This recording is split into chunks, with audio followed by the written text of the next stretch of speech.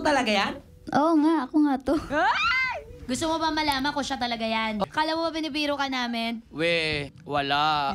Wala yan. Birthday to you! Yung dress ko sa sobrang excitement. Wait lang.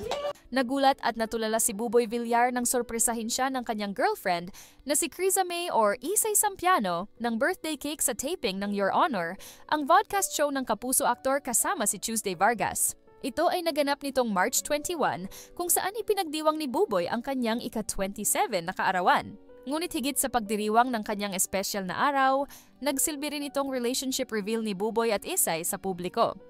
Bukod sa pag-amin ng kanilang relasyon, may isa pang malaking revelasyon si Buboy. Mayroon na silang 3-month-old son na pinangalan ng Kyrie.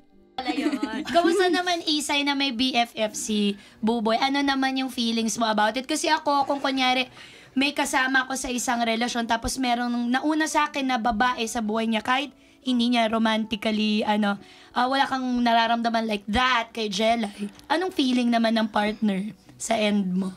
Wala naman po. Kasi nung bago ko siya nakilala, nakikita ko na sila nagbablog. Pero hindi ko pa alam nung time na yun na artista siya. Oh, talaga ba? Kasi hindi ako mahilig manood din ng TV kasi. Grabe. K-drama ang gusto niya. Tapos yun, alam ko lang vlogger siya, tapos best friend sila. Kaya okay lang din sa akin kahit sila ng vlog na sweet sila, wala lang sa akin. Anong advice ang mabibigay mo para sa pagsasama nila nang tumagal pa ito? Yung tungkol po advice sa para tumagal, wala po ako masasabi. Kasi sarili ko po hindi po natagal eh. Sorry na sa tanong ko. Sorry na. Opo, ganito na lang ang sasabihin ko. Madam Chair, masayang-masaya po ako para kay Buboy. Kasi, mag-best friend kami, di ba? Hindi man sa akin nangyayari yung, Bakit ganito Your Honor? Sige, sabihin mo. Hindi man po sa akin nangyayari yung may kapartner ka na masaya ka. Nangyayari naman po sa best friend ko. Kaya, super saya ko para sa kanya. Napakadami kong gustong sabihin eh. Pero baka kulang ng isang araw. Pero yung pinaka-importante na lang, gusto ko magpasalamat talaga. Salamat sa'yo. Salamat dahil alam ko meron ako mga pinagdadaanan na mahirap din kalabanin, no? Pero lagi ako nagdadasal na nandiyan ka hindi para mas maging mahirap ang sitwasyon. Andiyan ka para mas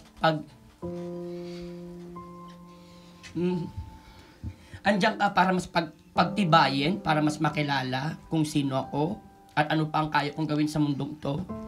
At andito ako bilang isang ama, isang partner, at thank you dahil lagi mong pinapakita sa akin na kahit sinisisi ko minsan sarili ko, may mga times na hindi naman ako palagi po na masaya. Minsan talaga may tahimik ako na minsan lagi kong sinisisi sarili ko at nagagalit po siya doon. Wag daw ako maging harsh. Wag ko daw isipin yung mga ganung bagay. At thank you dahil naiintindihan mo ako sa lahat ng bagay. Thank you. Kasi kahit papaano, ang hirap din po na, syempre dumadaan mga postpartum, di ba? Yeah. Pero, nakakaya niya po na parang, alam mo yun, hindi ko alam kung ano pong thinking pag nagbubuntis, di ba? Syempre. Yes. Pero, alam kong mahirap, no? Pero lagi niya talagang iniisip na kakayanin natin to.